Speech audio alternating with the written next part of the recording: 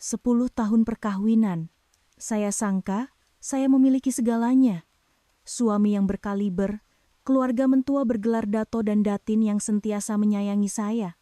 Dan kerjaya yang dicemburui ramai sebagai ketua pegawai pemasaran di Surya Fashion Group. Syarikat yang dibina dengan titik peluh arwah ayah seumur hidupnya. Saya hidup dalam kepuasan yang sempurna.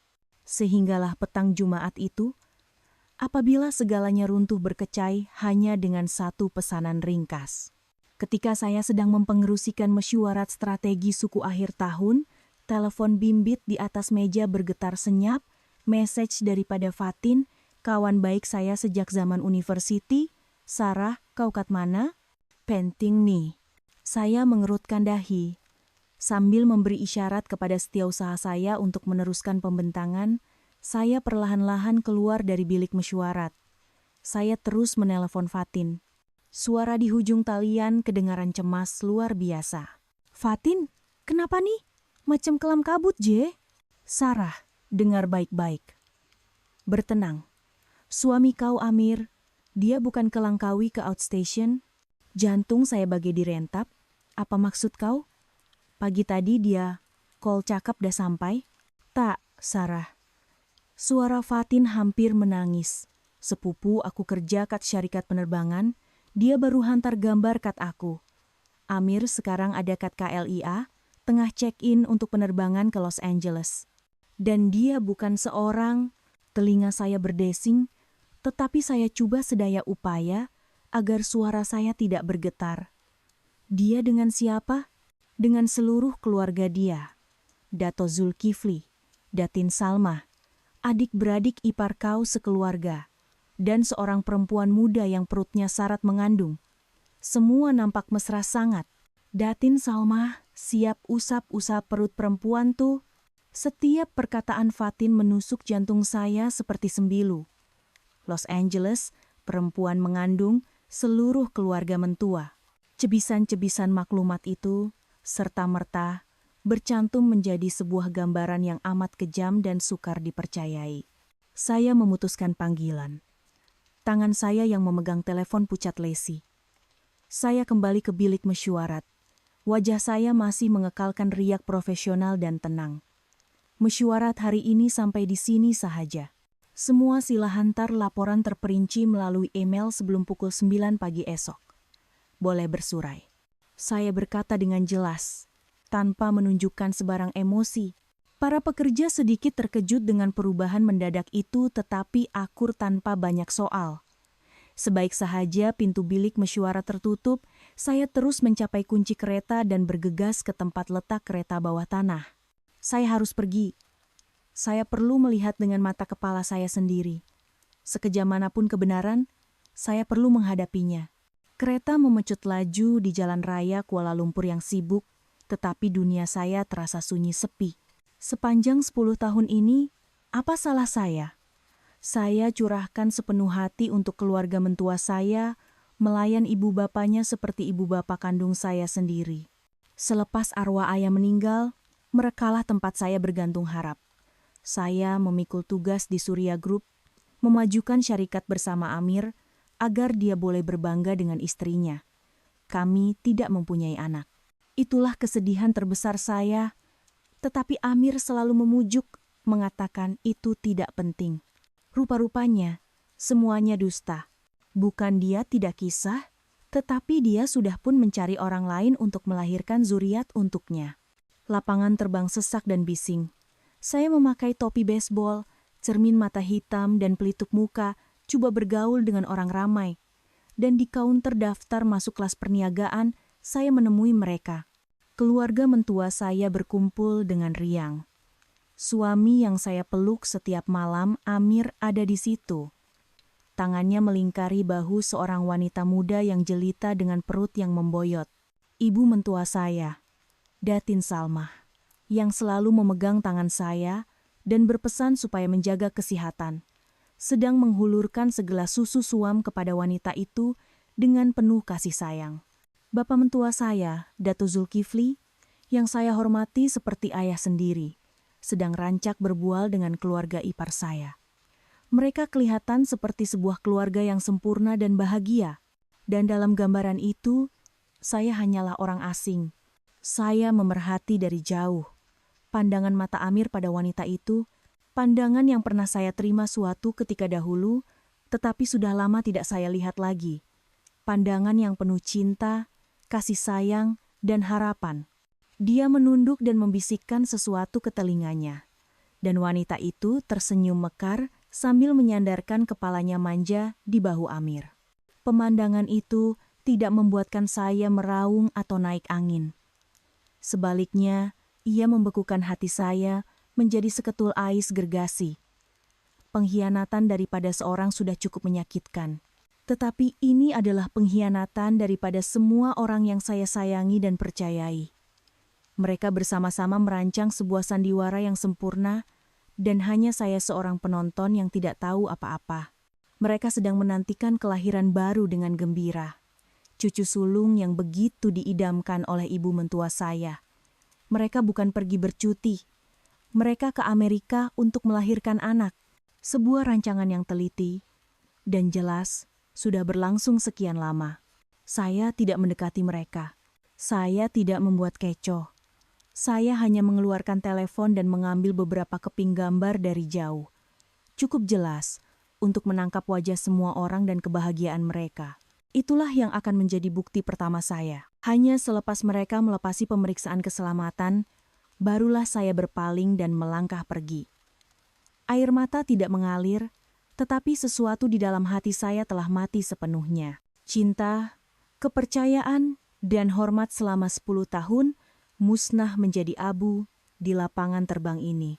Melangkah keluar ke udara malam yang dingin, saya tahu bahwa Sarah yang semalam tidak wujud lagi.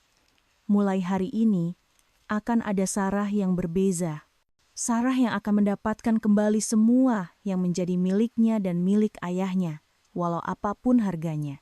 Saya memandu pulang ke villa mewah kami di Mont Kiara, tempat yang pernah menjadi surga kami.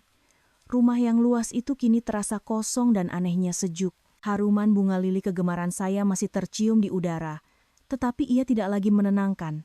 Sebaliknya terasa menyesakkan seperti satu ejekan. Setiap barang di dalam rumah, dari gambar perkawinan besar di ruang tamu hingga selipar rumah Amir yang tersusun kemas di pintu masuk, menjadi bukti sebuah pembohongan yang kejam. Saya tidak membenarkan diri saya menjadi lemah. Saya terus ke bilik bacaan di tingkat 2, tempat di mana barang-barang paling penting disimpan. Saya membuka peti besi kebal yang dipasang oleh arwah ayah dahulu. Di dalamnya, selain beberapa barang kemas, terdapat semua dokumen hartanah, kontrak, dan yang paling penting, wasiat ayah dan sijil saham saya dalam Surya Group. Semasa hayatnya, ayah selalu mengajar saya untuk menjadi wanita yang berdikari dan kuat, yang tahu bagaimana melindungi diri dalam apa jua keadaan. Mungkin dia sudah dapat mengagak sesuatu, sebab itu dia menyediakan segalanya dengan begitu teliti. Dia meninggalkan sebahagian besar saham syarikat kepada saya. Amir hanya memiliki jumlah yang kecil, cukup untuk mengekalkan kedudukannya dalam lembaga pengarah. Ayah berkata itu adalah hadiah perkawinan untuk saya, dan perisai yang akan melindungi saya seumur hidup. Kini, barulah saya faham maksud kata-katanya yang mendalam. Saya mengeluarkan semua dokumen penting dan menyusunnya dengan cermat di dalam beg pimpit kulit. Kemudian, saya duduk di meja, membuka komputer riba, dan membuat panggilan pertama. Orang yang saya hubungi ialah Tuan Ismail, peguam yang paling dipercayai oleh arwah ayah, dan orang yang saya juga amat percayai. Panggilan saya dijawab serta-merta. Suara Tuan Ismail seperti biasa, mesra dan tenang. "Sarah, saya Tuan Ismail. Ada apa telepon lewat malam begini?" Saya menarik nafas dalam-dalam, coba mengekalkan suara yang setenang mungkin. "Tuan Ismail, saya perlukan bantuan. Perkara yang sangat penting dan mendesak." Mungkin dapat mengesan sesuatu yang aneh dalam suara saya. Nada Tuan Ismail menjadi serius. "Baiklah, coba ceritakan. Saya dengar, tolong sediakan tuntutan perceraian. Dan saya syak suami saya, Amir Zulkifli, telah menyeleweng dana Surya Group dan melakukan penipuan keuangan. Tolong siasat dan kumpulkan bukti. Senyap seketika di hujung talian. Tuan Ismail pasti sangat terkejut. Dia telah menyaksikan permulaan hubungan kami, malah menjadi wakil undang-undang untuk perkawinan kami. Sarah, apa sebenarnya yang telah berlaku? Adakah ini hanya salah faham antara kamu berdua? Bukan salah faham. Jawab saya. Suara saya menjadi beberapa lapis lebih dingin. Dia ada perempuan lain, dan tak lama lagi akan dapat anak. Seluruh keluarga mentua saya menipu saya dan membawa perempuan itu ke Amerika untuk bersalin. Saya nampak dengan mata kepala saya sendiri di lapangan terbang petang tadi. Saya terdengar Tuan Ismail mengeluh berat. Begitu rupanya, sungguh tak disangka. Baiklah, bertenang dulu, serahkan segalanya pada saya. Pertama sekali, jangan biarkan mereka tahu yang kamu udah tahu segalanya. Berlakon seperti biasa. Saya akan hubungi pakar di Amerika untuk kumpulkan bukti. Mengenai masalah keuangan, ada apa-apa yang kamu syak secara spesifik? Saya syak dia menggunakan jawatannya sebagai naib presiden untuk menyalurkan dana melalui syarikat-syarikat cengkerang atau dana amal, terutamanya melalui Yayasan Cahaya Masa Depan yang menggunakan nama arwah ayah. Saya perlukan penyatat transaksi penuh yayasan itu untuk 3 tahun kebelakangan ini. Baiklah, saya akan uruskan segera. Kamu adalah pemegang saham majoriti dan anak pengasas. Kamu ada hak untuk meminta maklumat itu. Jaga diri baik-baik, Sarah. Jangan sampai jatuh sakit. Saya dan rakan-rakan setia arwah ayah akan sentiasa ada di sisi kamu. Selepas panggilan berakhir, saya rasa sedikit lebih kuat. Saya tidak bersendirian dalam pertarungan ini. Saya terus memulakan kerja saya sendiri. Menggunakan akses pentadbir tertinggi saya ke sistem pelayan syarikat, saya secara senyap membuat salinan sandaran semua data email, rekod perbualan kerja, dan file berkaitan Amir selama 3 tahun yang lalu. Saya juga memeriksa semula sistem kamera keselamatan di syarikat dan di rumah. Rakaman Amir bercakap telepon secara sembunyi, keluar dengan alasan yang mencurigakan, semuanya disimpan dengan teliti. Malam semakin larut dan villa itu sunyi sepi. Saya duduk sendirian di tengah-tengah ruang tamu yang luas. Cahaya dari skrin komputer riba menerangi wajah saya yang tidak beriak. Kesakitan masih membara di dalam dada, tetapi ia tidak lagi dapat meruntuhkan saya. Ia telah bertukar menjadi api kemarahan dan keazaman. Sandiwara ini dimulakan oleh mereka, tetapi sayalah yang akan menulis penamatnya. Dan saya bersumpah, penamat itu akan menjadi mimpi ngeri yang tidak akan mereka lupakan seumur hidup. Drama hidup saya baru saja bermula. Pagi Isnin, saya ke pejabat Tuan Ismail. Melihat saya, dia tidak dapat menyembunyikan riak letih dan risau di wajahnya. Dia membancu secawan teh herba untuk saya dan berkata dengan lembut, "Sarah, ini pasti amat berat untuk ditanggung. Tetapi kamu mesti kuat. Laporan keuangan Yayasan Amal yang kamu sebutkan itu, saya sudah teliti secara kasar," katanya. "Dalam 3 tahun kebelakangan ini, sejumlah besar uang telah dibelanjakan atas nama sokongan bakat muda dan beasiswa pengajian luar negara. Dan penerimanya hanya seorang bernama Maya Abdullah." "Kamu kenal orang ini?" "Maya Abdullah." Nama itu membuatkan jantung saya berdenyut sakit.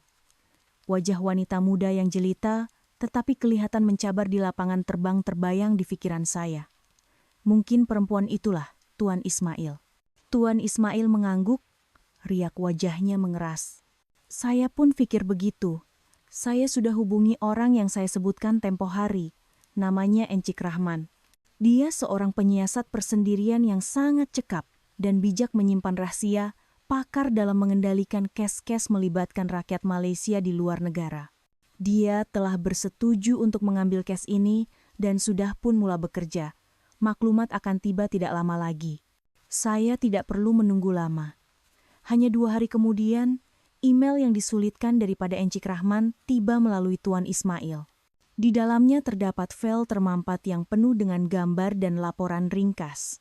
Dengan tangan yang terketar-ketar, saya membuka gambar satu persatu. Gambar pertama adalah sebuah villa mewah di kawasan perumahan yang tenang di California. Di hadapan pintu, terparkir sebuah kereta sport putih. Model yang pernah Amir katakan sebagai kereta impiannya. Gambar kedua. Amir dan Maya sedang menolak troli membeli belah di sebuah pasar raya. Mereka kelihatan tidak ubah. Seperti pasangan pengantin baru yang sedang menghias rumah.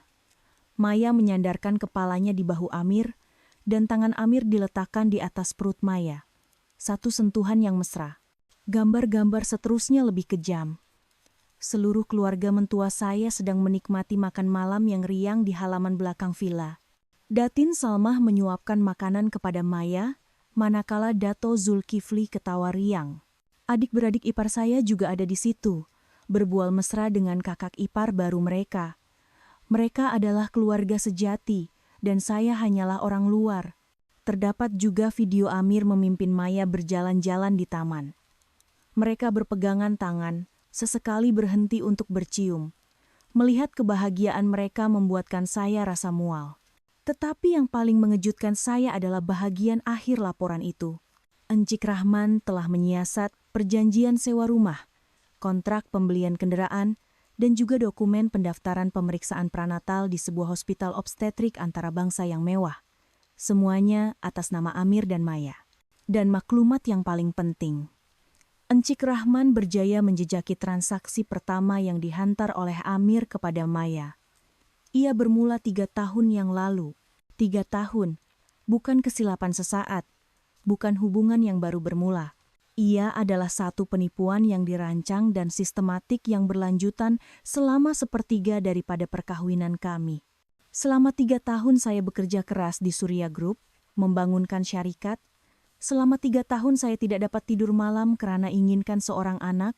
Suami saya sedang membina keluarga lain di luar. Selama 3 tahun saya mempercayai ibu bapa mentua saya sebagai tempat bergantung. Mereka sibuk menyembunyikan dosa anak mereka dan gembira menyambut cucu yang bakal lahir. Segala perhatian dan keprihatinan mereka hanyalah lakonan semata-mata. Saya menutup komputer riba dan bersandar di kerusi. Pejabat yang mewah ini tiba-tiba terasa menyesakkan. Saya tidak menangis. Air mata pada ketika ini adalah satu kemewahan yang sia-sia. Kesakitan telah bertukar menjadi emosi yang lain. Sesuatu yang lebih dingin dan tajam. Ia adalah keazaman. Bukti sudah ada di sini. Tidak dapat dinafikan. Ia bukan sahaja senjata untuk menamatkan perkawinan ini, tetapi juga akan mengingatkan saya setiap hari tentang kekejaman mereka. Mereka telah merampas 10 tahun masa muda, kepercayaan, dan cinta saya. Sekarang, saya akan mengambil kembali semua yang menjadi milik saya, dan juga apa yang mereka hutang kepada arwah ayah saya. Beberapa hari kemudian, ketika saya sedang sibuk bekerja untuk melupakan segalanya, buat sementara waktu, panggilan video daripada ibu mentua saya masuk. Melihat wajahnya yang ceria di skrin, rasa mual memulas perut saya. Tetapi saya cepat-cepat bertenang, menarik nafas dalam-dalam, dan menjawab panggilan dengan senyuman ceria. Ya, Datin, saya Sarah nih. Datin dan keluarga semua sehat? Kami sihat walafiat. Udara di sini segar dan nyaman, katanya dengan suara yang mesra seperti biasa. Saja Datin telepon nih, nah tengok anak Datin sorang-sorang kat rumah tuh macam mana.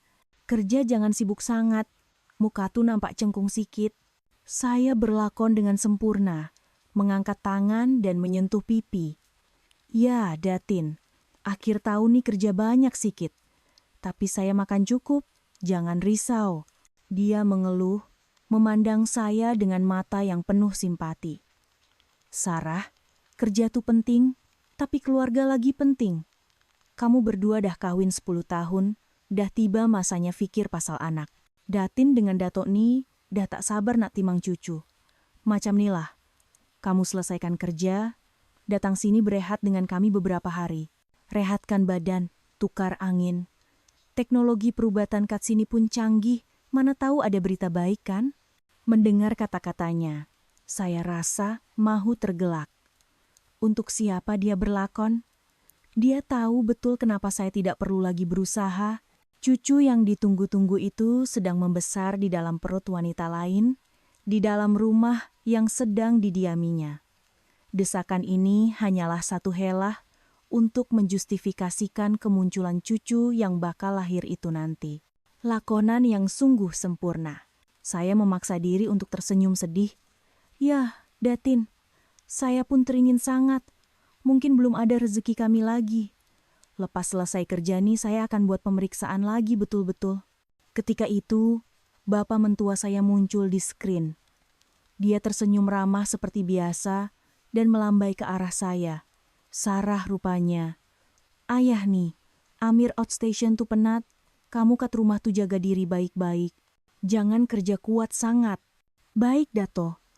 Saya oke. Dato dan Datin pun jaga kesehatan ya." Satu lagi pembohongan yang memualkan. Outstation. Keluarga mereka, dari yang tua hingga yang muda, semuanya pelakon yang hebat. Mereka bersama-sama menutup dosa, bersama-sama memijak perasaan dan kepercayaan saya.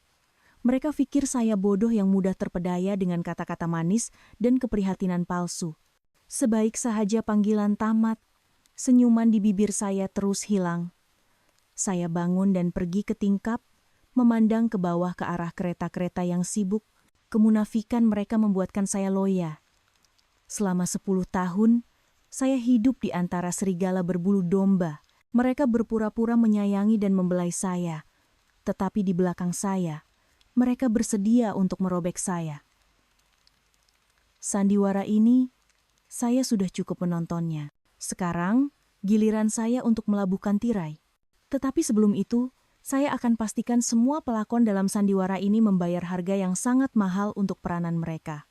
Sebelum rasa benci terhadap keluarga mentua saya reda, satu lagi tikaman tepat mengenai jantung saya. Ia adalah tikaman yang lebih tajam dan kejam karena ditempa daripada warisan arwah ayah saya. Pagi itu, Tuan Ismail memanggil saya ke pejabatnya dengan riak wajah yang serius luar biasa. Dia meletakkan sebuah fail tebal di atas meja. "Sarah, bersedia. Apa yang akan kamu lihat nih mungkin sukar diterima." Dia membuka fail itu dan menunjuk ke arah penyata perbelanjaan terperinci Yayasan Cahaya Masa Depan. Seperti yang kita tahu, Amir telah menghantar uang kepada wanita bernama Maya Abdullah itu atas nama beasiswa. Tetapi jumlahnya jauh lebih besar daripada yang kita bayangkan. Bukan beberapa ratus ribu, tetapi berpuluh-puluh juta ringgit. Dihantar secara berperingkat selama 3 tahun. Berpuluh-puluh juta. Saya rasa seperti ada seseorang yang meramas jantung saya. Yayasan amal ini adalah hasil titik pelu ayah. Ia ditubuhkan untuk membantu anak-anak miskin yang bersemangat untuk belajar, untuk membawa cahaya ilmu ke kawasan yang memerlukan. Tetapi menantu yang begitu dipercayainya, Amir, berani menjadikannya mesin ATM untuk perempuan simpanannya. Dengan darah dan keringat ayah, dengan uang penderma, dengan uang yang sepatutnya digunakan untuk membeli buku dan membina sekolah, dia membelikan rumah mewah dan kereta mahal untuk perempuan itu. Tak guna. Saya mengetap gigi. Buat pertama kalinya, saya tidak dapat menahan kemarahan. Dia tuh bukan manusia. Tuan Ismail meletakkan tangannya di bahu saya untuk menenangkan. "Sabar, Sarah. Kemarahan tidak akan menyelesaikan masalah. Kita perlu berpikir dengan tenang. Dan ini yang paling penting." Dia menolak satu lagi timbunan dokumen ke arah saya. "Pagi tadi, Setiausaha Amir menghantar ini ke pejabat kamu. Minta kamu tanda tangan segera untuk selesaikan audit akaun akhir tahun. Coba lihat." Saya mengambil dokumen itu. Di muka depannya tertulis Surat Pengesahan Urus Niaga Audit Akaun. Isinya adalah klausa-klausa yang kelihatan sangat biasa. Mengesahkan pelaburan dan urus niaga syarikat sepanjang tahun fiskal yang lalu. Tiada apa yang mencurigakan. Ia hanyalah prosedur biasa tahunan. "Ada apa-apa masalah ke Tuan Ismail?" tanya saya. Tuan Ismail membelek ke halaman terakhir dan menunjuk pada tulisan yang sangat kecil di bahagian lampiran. Di sini, lampiran kontrak nomor 7, HDCNS. Macam pernah dengar kan?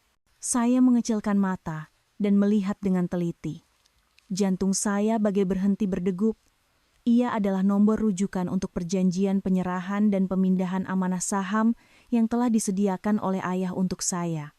Tulisan kecil itu berbunyi, penandatangan di bawah ini bersetuju untuk memindahkan 20% saham Surya Group miliknya kepada pengarah Amir Zulkifli tanpa syarat bagi tujuan penstrukturan semula dan pengembangan pelaburan Surya Group. Inilah tujuan sebenarnya. Bukan sahaja Wang, dia mahu menelan seluruh Surya Group, seluruh warisan ayah. Dia menggunakan kepercayaan dan tabiat kerja saya untuk memperdaya saya menandatangani dokumen yang boleh membuatkan saya kehilangan segalanya. Satu perangkap yang sangat licik. Jika saya tidak berwaspada, jika saya hanya melihat sepintas lalu dan menandatanganinya seperti biasa, segalanya akan berakhir. Peluh sejuk mengalir di belakang saya. Sungguh licik rancangannya, kata Tuan Ismail dengan nada jijik. Dia anggap kamu budak mentah yang mudah ditipu.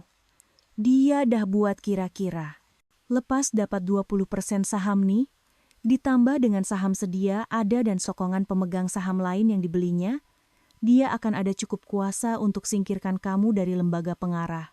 Saya merenung kertas itu.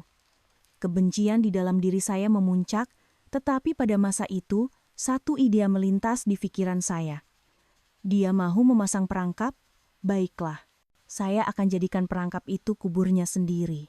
Saya mengangkat kepala dan memandang tepat ke mata Tuan Ismail. Suara saya anehnya tenang. Tuan Ismail, kita gunakan ini. Saya akan tanda tangan kontrak ini. Tuan Ismail terkejut. Apa maksud kamu, Sarah? Kamu dah gila? Kalau kamu tanda tangan, kamu akan hilang segalanya. Tidak, Tuan Ismail. Saya tersenyum dingin. Saya akan tanda tangan, tapi bukan sekarang. Saya akan tangguhkan, kata perlu teliti dengan lebih mendalam. Sementara itu, kita sediakan satu lagi kontrak yang formatnya sama, tetapi kandungannya bertentangan. Kalau dia nak main hela, saya pun akan main sama. Kalau dia nak tipu saya pun akan tipu dia. Nanti, bukan saya yang akan tanda tangan surat hukuman mati, tapi dia sendiri. Melihat keazaman di mata saya, riak wajah Tuan Ismail berubah dari terkejut kepada faham, dan kemudian dia mengangguk dengan tegas. Baiklah, ikut rancangan kamu. Sudah tiba masanya Musang Tuani masuk perangkap. Beberapa hari berikutnya, saya bekerja seperti orang gila. Siang hari, saya masih ketua pegawai pemasaran yang cekap dan berwibawa, memastikan semua kempen akhir tahun berjalan lancar. Malam hari, bersama Tuan Ismail dan pasukannya, saya menganalisis setiap baris laporan keuangan, menjejaki aliran uang haram yang diselewengkan oleh Amir. Tekanan kerja, ditambah dengan rasa dikhianati dan ketegangan merancang balas dendam, membebani bahu saya. Berat badan saya turun mendadak, dan kekejangan perut semakin kerap berlaku. Mula-mula hanya sakit yang samar-samar, tetapi lama-kelamaan ia menjadi tajam seperti ditusuk pisau. Saya hanya menganggapnya disebabkan oleh tekanan dan pemakanan yang tidak teratur. Menelan beberapa biji pil gastrik dan kembali bekerja. Kemudian, pada satu pagi Rabu, ketika saya sedang membentangkan rancangan tahun baru di hadapan semua eksekutif kanan, semasa saya bercakap tentang strategi pengembangan pasaran luar negara yang saya usahakan dengan bersungguh-sungguh, tiba-tiba satu kesakitan yang amat sangat menikam perut saya. Pandangan saya menjadi gelap. Saya coba berpaut pada bucu meja, tetapi kaki saya tidak lagi mampu menampung badan. Sebelum saya pengsan, saya hanya samar-samar mendengar jeritan cemas setiausaha saya dan bunyi kerusi terbalik. Apabila saya sedar, bau disinfektan hospital menusuk hidung saya. Saya terbaring di atas katil putih bersih, dengan jarum IV di lengan. Kawan baik saya, Fatin, duduk di sisi dengan mata yang merah. Melihat saya membuka mata, dia segera memegang tangan saya. Sarah, kau udah sedar. Aku ingat nak pengsan tadi tengok kau. Aku oke. Suara saya serak dan kering. Cuma penat sikit. Ketika itu, seorang dokter tua yang kelihatan baik hati masuk ke dalam bilik. Dia memandang saya dengan pandangan simpati. kemudian berkata kepada Fatin, "Boleh saya bercakap dengan pesakit seorang diri?" Fatin mengangguk dan keluar dengan berat hati. Apabila hanya tinggal kami berdua, dokter itu duduk perlahan di kerusi dan memandang saya. "Puan Sarah, saya Dr. Harit, Ketua Jabatan Gastroenterologi. Kami telah menjalankan pemeriksaan dan endoskopi. Hasilnya, kami menemui ketumbuhan di dalam perut Puan. Jantung saya bagai berhenti berdegup." "Ketumbuhan? Bahaya ke, dokter?" Saya bertanya dengan suara yang bergetar. Dr. Harit mengeluh. "Kami telah menghantar sampel untuk biopsi, tetapi berdasarkan imei endoskopi dan pengalaman saya, kemungkinan besar ia adalah kanser perut peringkat awal." Keadaannya sangat serupa dengan kes arwah Bapak Puan, Tan Sri Kasim 5 tahun lalu. Beliau juga pesakit saya. Kanser perut. Penyakit yang sama yang meragut nyawa ayah 5 tahun lalu. Sejarah berulang dengan kejam. Kejutan itu terlalu besar dan tiba-tiba. Kenapa sekarang? Ketika saya paling memerlukan kesehatan dan ketenangan untuk berjuang, takdir memberikan hukuman mati ini.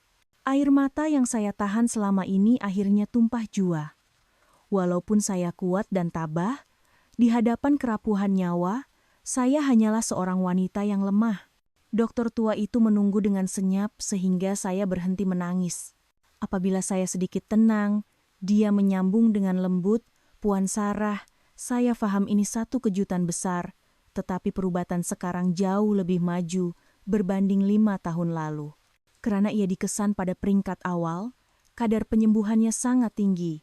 Kita akan jalankan pembedahan untuk membuang ketumbuhan secepat mungkin, diikuti dengan kemoterapi untuk memusnahkan sel-sel kanker yang tinggal. Puan mesti ada keyakinan. Fikir secara positif." Saya mengesat air mata dan memandang keluar tingkap.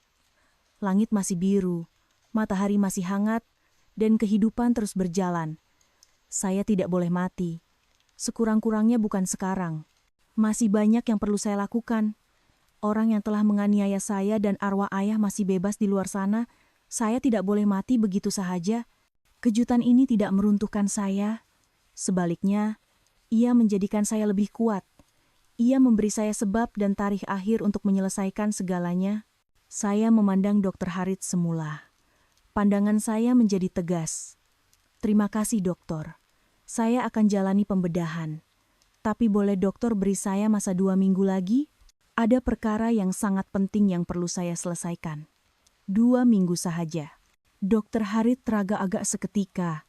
Tetapi selepas melihat keazaman yang tidak berbelah bahagi di mata saya, dia akhirnya mengangguk. "Baiklah, 2 minggu.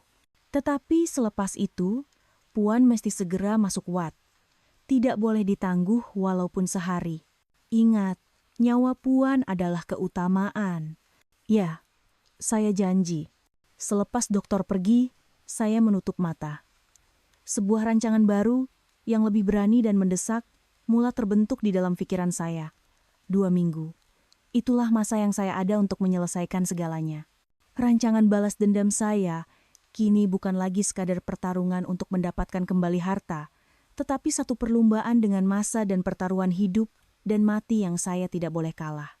Saya terbaring di katil hospital, berpura-pura mendengar Fatin membebel, tanpa henti tentang bagaimana saya mengabaikan kesehatan saya sambil dia mengupas epal. Saya hanya mendengar dengan senyap, sambil menyusun setiap langkah pertaruhan hidup dan mati yang akan berlaku dalam 2 minggu akan datang. Ketika itu, tablet di meja sisi katil menyala. Panggilan video daripada Amir muncul di skrin, jantung saya berdebar kencang. Saya memberi isyarat kepada Fatin untuk senyap, menarik nafas dalam-dalam, mengemaskan rambut, dan menekan butang jawab dengan senyuman yang kelihatan semula, jadi tetapi lemah. Wajah Amir muncul. Dia kelihatan benar-benar risau. Tetapi kini saya tahu betapa licik dan munafiknya dia di sebalik riak wajah itu. "Sayang, you okay tak? I terkejut sangat dengar you pengsan kat office."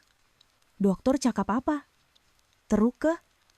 Dia menghujani saya dengan soalan yang penuh kebimbangan. Saya terbatuk sedikit, memegang dada, melakonkan watak pesakit yang lemah. "Oke je bang. Cuma tekanan darah rendah sebab penat sangat kebelakangan nih. Rehat beberapa hari okelah. Jangan risau. Saya tidak akan sekali-kali memberitahunya tentang ketumbuhan itu. Simpatinya tidak saya perlukan dan lebih penting lagi, ia akan merosakkan rancangan saya. Dia perlu pikir saya masih sihat dan bodoh yang mudah diperdaya. Amir menghela nafas lega yang dibuat-buat. Syukurlah. Risau betul. Jaga kesehatan tuh sikit. Kerja penting manapun, takkan sama dengan kesehatan you. Jauh nih, tak dapat nak jaga. Rasa bersalah betul. Mendengar kata-kata manis itu membuatkan saya mual. Rasa bersalah? Jika dia benar-benar rasa bersalah, dia tidak akan berada di seberang dunia menjaga perempuan lain dan anak mereka. Selepas beberapa ucapan basa-basi, dia akhirnya masuk ke topik utama. Oh sayang, tahu you penat, tapi ada hal mustahak sikit. You dah tengok dokumen yang PA1 hantar? Partner kat sini asyik desak. Kalau kita lambat buat keputusan, kita akan terlepas peluang pelaburan besar nih. Ini penting untuk masa depan syarikat dan kita berdua. Akhirnya musang itu menunjukkan ekornya. Saya sengaja mengerutkan dahi, berpura-pura letih. Macam ada nampak dokumen tuh, tapi sejak semalam penat sangat, kepala pening, tak larat nak baca apa-apa. Nanti lepas keluar hospital kut baru boleh tengok. Sekarang nih tengok tulisan pun rasa pusing. Riak tidak sabar melintas sekejap di wajah Amir, tetapi dia cepat-cepat menyembunyikannya. Dia kembali memujuk. Tahu you penat. Tolonglah abang sikit. Please. You cuma perlu tanda tangan kat muka surat terakhir, J. Fasal-fasal lain semua, idah teliti, tak ada masalah. Untuk masa depan kita, kuatkan semangat sikit ya. Untuk masa depan kita. Dahulu, betapa bahagianya saya mendengar ayat ini. Tetapi sekarang, ia hanya menjijikkan. Dalam masa depan yang disebutnya itu, jelas tiada tempat untuk saya. Nantilah itengok. Saya menjawab dengan nada sedikit merajuk. Badan dahlah tak sihat, asyik suruh fikir pasal kerja. Abang nih macam tak sayangi langsung. Mana ada sayang? Yulah, yang paling sayang. Amir cepat-cepat memujuk. Telepon Datin suruh datang jaga you beberapa hari. Dia berani menyebut nama ibu mentua saya. Sandiwara bersama yang sungguh sempurna. Saya menggeleng. Tak apalah, Fatin ada kat sini. Kesian Datin datang jauh-jauh. Penat nanti. Biarlah dia berehat. Selepas beberapa pesanan yang tidak bermakna, panggilan tamat. Sebaik sahaja skrin menjadi gelap, senyuman di bibir saya hilang.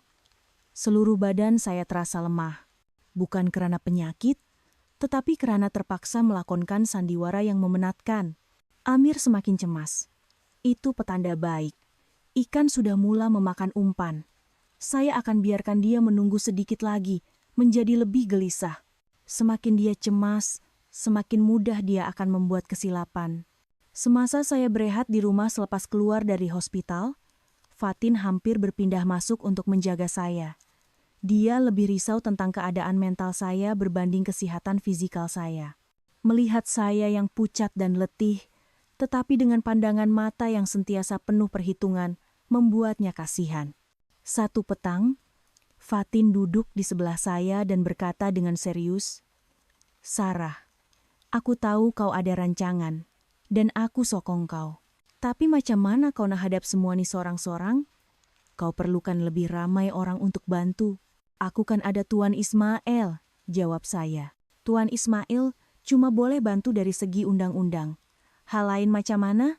Kau tak fikir kebila semua ni terbongkar. Keluarga si Amir tu akan guna media untuk burukan kau, jadikan kau dari mangsa kepada pemangsa. Mereka ada duit, ada kenalan. Mereka boleh buat macam tu." Kata-kata Fatin seperti menyiram air sejuk ke muka saya. Ya, saya tidak terfikir tentang ini. Saya terlalu fokus pada pengumpulan bukti dan perlindungan harta, sehingga terlupa ada satu lagi medan perang dalam pertarungan ini, perang persepsi awam. Melihat saya terdiam, Fatin menyambung, "Aku ada seorang sepupu, wartawan penyiasat. Nama dia Zulhelmi, sangat cekap, adil, dan paling benci orang munafik. Aku rasa dia boleh tolong kau. Nak jumpa dia?" Tanpa teragak-agak, saya terus mengangguk. Inilah cebisan yang saya terlepas. Pertemuan kami diatur di sebuah kafe kecil yang tersembunyi di lorong yang sunyi. Zulhelmi kelihatan lebih muda daripada yang saya sangkakan. Dia tinggi kurus, memakai cermin mata berbingkai hitam, dan pandangan matanya sangat tajam. Apabila saya menceritakan kisah saya secara ringkas, tanpa melebih-lebih atau beremosi, hanya fakta, dia terdiam seketika. Puan Sarah, akhirnya dia bersuara. Jika cerita Puan ini benar, ini bukan sekadar skandal keluarga, tetapi satu jenayah ekonomi berskala besar. Penyelewengan dana amal, syarikat cengkerang untuk melarikan aset ke luar negara. Dengan tuduhan ini sahaja, suami Puan boleh meringkuk dalam penjara untuk tempoh yang sangat lama. Saya tahu, dan saya ada bukti yang cukup untuk membuktikannya, kata saya dengan tegas sambil menghulurkan sebuah pemacu USB kepadanya. Di dalamnya ada sebahagian daripada apa yang saya ada. Tolong siasat lebih mendalam tentang syarikat-syarikat cengkerang yang ditubuhkan oleh Amir dan jejak aliran uangnya di luar negara. Dan yang paling penting, bersedia. Apabila tiba masanya, saya mahu segalanya meletup serentak di semua media. Saya tidak mahu dia dan seluruh keluarganya ada sebarang ruang untuk menafikan kesalahan mereka. Zulhelmi mengambil pemacu USB itu. Matanya bersinar dengan minat seorang wartawan yang bakal mendapat satu berita besar. Jangan risau, Puan. Saya suka cerita macam nih. Keadilan mesti ditegakkan. Saya akan mulakan kerja saya sekarang. Kita berhubung melalui Fatin. Dengan bantuan Zulhelmi, saya bagai harimau yang mendapat sayap.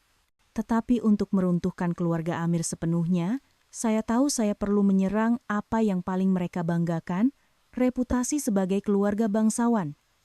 Dan saya menemui satu kelemahan yang membawa maut. Melalui kenalan lama arwah ayah, Tuan Ismail berjaya mengetahui satu rahasia mengejutkan tentang bapa mentua saya. Sebelum berkahwin dengan ibu mentua saya, Dato Zulkifli pernah bercinta dengan seorang wanita bernama Puan Aminah. Dia meninggalkan wanita itu ketika sedang mengandung untuk berkahwin dengan ibu mentua saya yang datang dari keluarga yang lebih berada. Anak itu akhirnya keguguran. Selama berpuluh-puluh tahun, Puan Aminah hidup sendirian di sebuah flat usang. Saya bertekad untuk menemuinya.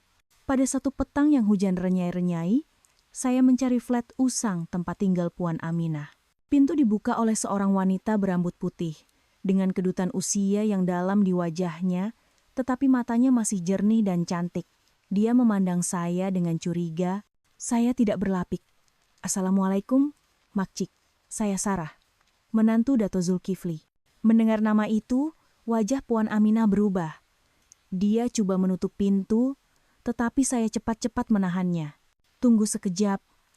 Saya datang bukan dengan niat jahat. Saya juga mangsa penipuan keluarga itu. Saya hanya mau menuntut keadilan untuk diri saya dan mungkin juga untuk Makcik. Mungkin keikhlasan di mata saya menyentuh hatinya. Dia mempersilakan saya masuk. Rumahnya kecil tetapi kemas. Sepanjang saya bercerita, Puan Aminah hanya diam, sesekali mengesat air mata yang mengalir senyap di pipinya. Selepas saya selesai, dia membuka sebuah kotak kayu lama dan mengeluarkan segulung surat yang sudah kekuningan dan beberapa keping gambar hitam putih. Inilah sahaja yang dia tinggalkan untuk Makcik, katanya. Sumpah cinta abadi, janji masa depan yang bahagia. Akhirnya, yang tinggal hanyalah rasa ditinggalkan dan derita. Dia menghulurkannya kepada saya. Ambillah. Kalau ini boleh bantu dedahkan wajah sebenar dia, pengorbanan Makcik selama berpuluh tahun ini tidak akan sia-sia. Saya menerima kenangan itu dengan hati yang berat. Saya menunduk mengucapkan terima kasih dan beredar. Hujan di luar sudah berhenti. Dengan surat cinta bapa mentua saya di tangan, saya tahu saya telah mendapat satu lagi senjata tajam. Saya bukan sahaja akan menghancurkan Amir dari segi sosial, tetapi juga akan menanggalkan topeng kemunafikan yang telah dipakai oleh seluruh keluarganya selama berpuluh-puluh tahun. Keesokan harinya, saya menerima panggilan daripada Dr. Harith. Keputusan biopsi sudah keluar. Saya memandu ke hospital seorang diri. Hati saya anehnya tenang. Saya sudah bersedia untuk yang terburuk, dan apabila dokter Harit dengan wajah simpati mengesahkan diagnosis awalnya, adenokarsinoma gaster peringkat awal, saya hanya mengangguk. Tiada air mata, tiada panik, hanya realiti yang dingin dan jelas. Jam telah mula mengira detik 14 hari. Malam itu, saya memberitahu Fatin. Saya tidak boleh menyembunyikannya lagi. Di ruang tamu villa yang sunyi, saya menunjukkan laporan ujian kepadanya. Dia merenung kertas itu, kemudian memandang saya. Matanya penuh dengan kekeliruan dan rasa tidak percaya. Tak mungkin, dia berkata dengan suara yang terketar-ketar. Sarah, nih salah kan? Mesti hospital buat silap. Dia meramas kertas itu dan mula menangis tersak-esak. Kau kena operate sekarang juga. Benda lain semua tak penting. Kesehatan kau paling penting. Lantaklah jantan tak guna tuh. Syarikat ke apa ke? Kau kena hidup dulu. Saya memegang tangannya yang menggeletar dan menggenggamnya erat. Fatin, dengar cakap aku. Aku akan operate. Aku udah janji dengan dokter. Tapi bukan sekarang. Kenapa? Dia menjerit marah. Kenapa bukan sekarang? Kau tengah pertaruhkan nyawa kau nih, kau tahu tak? Sebab aku tahu. Saya memandang tepat ke matanya. Suara saya tegas dan jelas. Sebab aku tahulah, aku tak boleh baring atas meja bedah dalam keadaan macam nih. Fatin, Surya Group bukan sekadar harta. Ia titik peluh arwah ayah seumur hidup dia. Aku tak boleh biarkan ia jatuh ke tangan jantan tak guna yang tipu aku dan selewengkan dana amal nama ayah aku untuk bela perempuan simpanan dia. Kalau apa-apa jadi pada aku atas meja bedah nanti, Amir akan jadi waris sah sebahagian harta aku. Dia akan guna tuh untuk terus kuasai syarikat. Kalau itu berlaku, aku takkan boleh tutup mata. Lebih baik aku mati daripada biarkan warisan ayah aku dicemari oleh orang macam tuh. Keazaman dalam kata-kata saya membuatkan Fatin terdiam. Dia memandang saya, dan mungkin buat pertama kalinya, dia nampak api yang membara di mata saya. Bukan api kebencian yang buta, tetapi api tanggung jawab dan perlindungan. Aku cuma ada 2 minggu, saya menyambung dengan suara yang lebih perlahan. Dalam 2 minggu nih, aku kena selesaikan segalanya. Aku kena pancing Amir balik. Tipu dia untuk tanda tangan dokumen yang lucutkan semua hak dia. Lepas aku selamatkan saham aku, barulah aku akan masuk bilik bedah dengan tenang. Apapun keputusannya, aku dah tunaikan tanggung jawab aku sebagai seorang anak. Faham? Fatin tidak berkata apa-apa, hanya memeluk saya dan menangis teresak-esak. Saya menepuk-nepuk belakangnya. Saya tahu dia sayangkan saya dan risaukan saya. Tetapi dalam pertaruhan ini, hanya saya yang boleh bermain. Ia adalah pertaruhan hidup dan mati, melibatkan nyawa saya dan warisan ayah saya. Dan saya tiada pilihan lain selain menang. Malam itu, selepas Fatin tidur, saya duduk sendirian di bilik bacaan arwah ayah. Saya membuka laci dan mengeluarkan gambarnya yang lama. Dalam gambar itu, ayah tersenyum ceria, dengan pandangan mata yang baik dan hangat. Saya mengusap wajahnya dalam gambar itu dengan senyap. Ayah, bisik saya. Percayakan Sarah. Sarah takkan kecewakan ayah. Sarah akan jaga Surya Group, semua yang ayah tinggalkan, walau apapun harganya. Langkah pertama dan paling penting dalam pertaruhan hidup dan mati ini adalah untuk melindungi jantung Surya Group, saham yang ditinggalkan oleh ayah kepada saya. Jika Amir berjaya merampasnya, segalanya akan menjadi sia-sia. Saya tidak boleh berdepan dengannya secara langsung dalam hal ini, karena dia mempunyai kelebihan sebagai suami saya yang sah. Saya perlukan satu langkah mengejut yang tidak akan pernah dijangkanya. Keesokan paginya, saya mengatur satu mesyuarat rahasia bersama Tuan Ismail. Lokasinya bukan di syarikat atau pejabat peguam, tetapi di sebuah villa peranginan di Janda Baik milik arwah ayah. Tetamu yang dijemput hanya 3 orang. Encik Kim, seorang pengarah veteran yang telah mengikuti ayah sejak awal penubuhan, Puan Zainab, ketua jabatan keuangan yang terkenal dengan integriti dan sikap berhati-hatinya, dan Tuan Choi, pengurus besar logistik yang setia dan tegas. Mereka bukan sahaja pemegang saham penting, tetapi juga orang-orang tua yang saya hormati, yang telah melihat saya membesar. Apabila mereka bertiga tiba, semuanya kelihatan risau. Mereka telah mendengar berita saya pengsan dan menyangka saya memanggil mereka karena masalah kesehatan. Saya mempersilahkan mereka duduk, menghidangkan teh sendiri, dan terus ke intipati perbincangan. Tuan-tuan, puan, saya panggil hari ini karena satu perkara yang melibatkan hidup mati Surya Group. Saya meletakkan bukti-bukti yang tidak dapat disangkal di atas meja. Gambar-gambar Amir dan perempuan simpanannya di Amerika, penyata transaksi berpuluh-puluh juta ringgit yang dikeluarkan dari Yayasan Amal, dan akhir sekali, surat pengesahan audit akun palsu yang mengandungi lampiran untuk memindahkan 20% saham saya. Wajah ketiga-tiga mereka berubah. Kerisauan bertukar menjadi terkejut, dan kemudian kemarahan. Encik Kim yang paling cepat panas baran menghentak meja.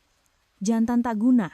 Tan Sri dulu begitu percaya kat dia, sampai bagi anak kesayangan dia. Berani dia buat kerja terkutuk macam ni? Dia tak layak berada di Surya Group walau sehari pun. Puan Zainab lebih tenang, tetapi matanya yang tajam memancarkan kedinginan. Sangat licik dan jahat caranya. Dia pasti dah rancang ni lama. Kalau Puan Sarah tak sedar awal, Surya Group mungkin dah bertukar tangan. Saya menunggu kemarahan mereka sedikit reda. Sebelum menerangkan rancangan saya tahu Amir takkan lepaskan niat jahatnya. Saya akan bercuti untuk rawatan tak lama lagi. Sepanjang ketiadaan saya tak boleh biarkan harta ayah saya dalam bahaya.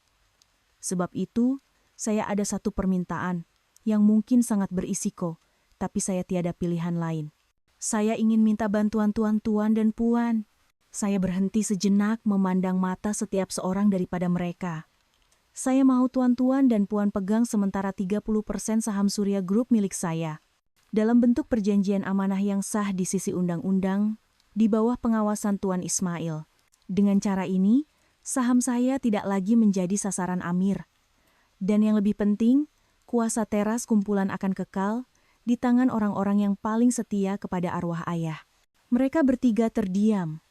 Mereka faham betapa seriusnya perkara ini.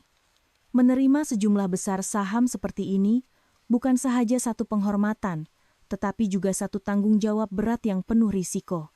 Ketika itu, Tuan Ismail tampil ke hadapan dan menerangkan secara terperinci pasal-pasal undang-undang perjanjian amanah itu, memberi jaminan bahwa semuanya akan dijalankan secara telus dan selamat untuk kedua-dua belah pihak.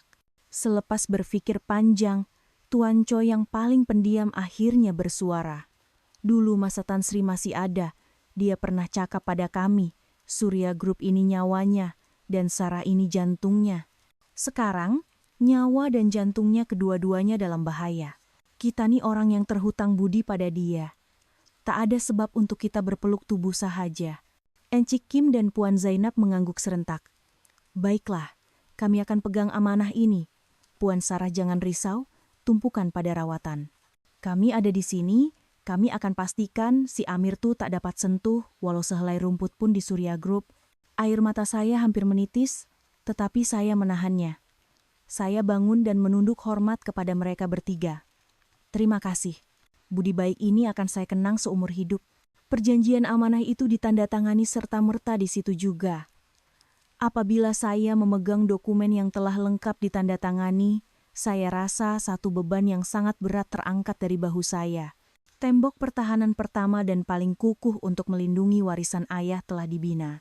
Sekarang, saya boleh dengan tenang meneruskan ke peringkat seterusnya, memasang perangkap dan menunggu ikan besar itu berenang masuk ke dalam jaring dengan sendirinya.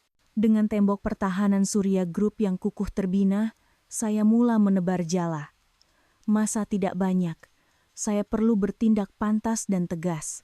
Sandiwara kebangkrapan palsu secara rasminya bermula.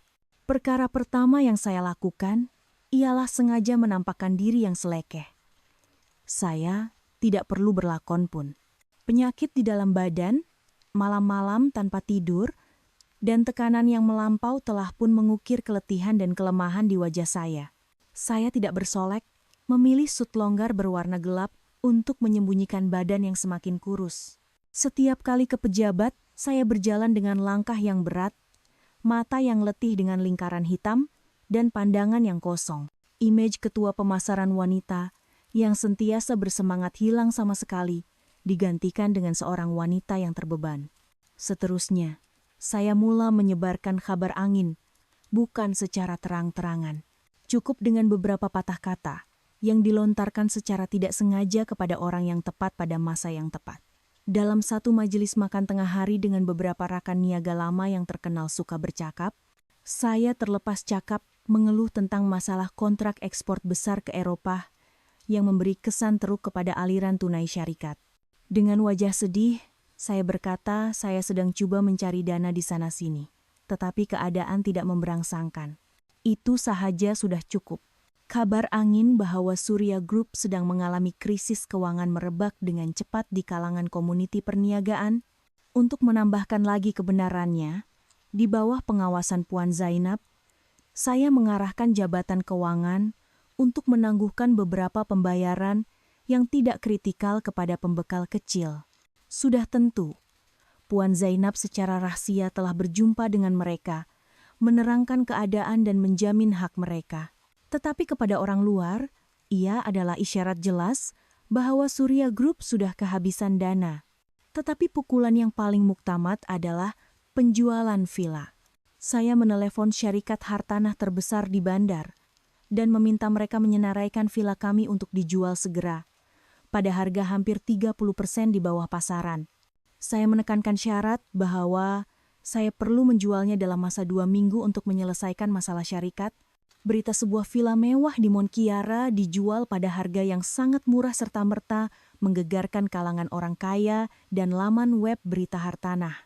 Semua orang percaya bahwa anak perempuan Tan Sri Kasim terpaksa menjual aset terakhirnya untuk menyelamatkan warisan ayahnya. Semuanya berjalan seperti yang saya rancang. Kaki tangan syarikat mula berbisik-bisik. Suasana kerja menjadi suram. Beberapa orang sudah mula mencari kerja lain. Syarikat pesaing bersorak gembira, dan saya, di tengah-tengah ribut ini, di luarnya kelihatan menderita. Tetapi di dalamnya anehnya tenang. Umpan telah ditabur merata, jaring telah siap. Sekarang hanya tinggal menunggu ikan yang paling tamak dan bodoh itu melompat masuk dengan sendirinya. Setiap hari, kesakitan di perut saya mengingatkan bahwa masa saya tidak banyak lagi. Saya tidak takut, cuma cemas. Dia perlu kembali, dia mesti kembali. Saya tidak perlu menunggu lama. 4 hari selepas berita penjualan villa tersebar, saya menerima panggilan daripada ibu mentua saya pada tengah malam. Saya sengaja biarkan telepon berdering lama sebelum menjawab dengan suara yang mengantuk dan letih. "Halo, siapa nih?" "Sarah, Datin nih. Apa yang kamu buat nih? Kenapa ada kabar angin kamu jual rumah? Siap dengan harga murah macam bagi percuma. Kamu udah gila ke?" Suara di hujung talian tajam dan cemas. Saya diam seketika, kemudian mula menangis teresak-esak. "Datin, maafkan saya.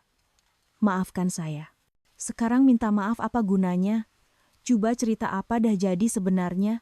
Syarikat betul-betul susah ke?" Saya memulakan lakonan yang telah saya sediakan. Pembatalan kontrak Eropa, tuntutan ganti rugi daripada rakan kongsi, desakan hutang daripada bank. Saya ceritakan semuanya sambil menangis terseduh-seduh. Saya melukiskan gambaran yang menyedihkan tentang sebuah kumpulan yang gagah di ambang keruntuhan. "Semua nih salah saya," kata saya sambil menangis. Lepas arwah ayah meninggal, abang pulak outstation jauh, saya sorang-sorang tak dapat nak tanggung, titik peluh ayah seumur hidup. Saya dah hancurkan, Datin. Sekarang kalau tak jual rumah, gaji pekerja pun tak dapat bayar, deposit kontrak pun tak dapat pulangkan. Mungkin kena file muflis, Datin. Saya terdengar nafasnya yang kasar di hujung talian. Saya tahu kata-kata saya telah tepat mengenai ketakutan terbesarnya. Kehilangan uang, villa, Surya Group, angsa yang mengeluarkan telur emas, mesin ATM tanpa had untuk keluarga mereka. "Muflis, apa kamu cakap nih?" "Tak boleh," jeritnya. "Tunggu, Datin akan cakap dengan Amir. Dia kena balik sekarang juga. Dia kena selamatkan syarikat. Dia terus meletakkan telepon. Saya meletakkan telepon bimbit saya dan mengesat air mata palsu. Senyuman dingin terukir di bibir saya. Semuanya lebih mudah daripada yang saya sangkakan. Ketamakan dan kebodohan mereka adalah sekutu terbaik saya. Seperti yang dijangka, kira-kira sejam kemudian, telepon saya berdering lagi. Kali ini, Amir. Suaranya juga cemas, bercampur sedikit teguran. "Sarah, apa yang you buat nih? Kenapa biarkan syarikat jadi macam nih? Idah cakap berapa kali, kalau ada masalah, bagi tahu I." Saya terus melakonkan watak istri yang lemah dan tidak berdaya. "Maaf bang, saya tak nak risaukan abang. Saya ingat saya boleh selesaikan sendiri. Maafkan saya." "Sudahlah, jangan menangis." Dia memotong kata-kata saya. Suaranya tidak sabar, tetapi masih berpura-pura memujuk. "Jangan buat apa-apa yang bodoh. Jangan jual rumah. Jangan tanda tangan apa-apa dokumen. Faham? I akan balik sekarang. Dah tempah tiket. Lusa pagi I sampai. Semua I akan selesaikan bila I sampai. You tunggu I je." "Betul ke bang?" Saya bertanya dengan suara yang penuh harapan dan kesyukuran. "Abang betul-betul akan balik?" "Betul. I balik untuk tolong you. Jangan risau apa-apa." Dia meletakkan telepon. Saya duduk senyap di dalam gelap. Ikan telah menelan umpan. Bukan sekadar menelan, malah sedang memecut laju ke arah mata kail tanpa disedari. Penerbangan pulang kali ini akan menjadi tiket sehalanya ke neraka. "Selamat kembali suamiku sayang. Aku dah sediakan surat hukuman mati yang sangat istimewa untukmu." 2 hari kemudian, pada satu pagi lewat musim luruh yang sejuk, Amir kembali. Saya pergi ke lapangan terbang untuk menjemputnya. Saya sengaja memakai gaun longgar berwarna kelabu dengan wajah tanpa solek, menampakkan keletihan dan lingkaran hitam di mata. Apabila Amir keluar dari pintu ketibaan, dia kelihatan letih selepas penerbangan yang panjang, tetapi tidak dapat menyembunyikan keangkuhannya sebagai seorang penyelamat. Dia meneliti saya dari atas ke bawah dengan pandangan yang bercampur kasihan dan tidak puas hati. "Tengoklah keadaan Yuni. Jaga diri pun tak pandai." Dia menegur sebagai ganti salam sambil menarik bagasinya. Saya melakonkan watak istri yang bersalah dengan sempurna, menundukkan kepala. "Maafkan saya. Saya betul-betul tak tahu nak buat apa." Di dalam kereta dalam perjalanan pulang, Amir terus bertanya tentang keadaan syarikat. Saya menerangkan situasi krisis secara terperinci. Angka kerugian palsu yang saya reka dengan logik, kesukaran yang bertimbun yang saya gambarkan dengan menyedihkan.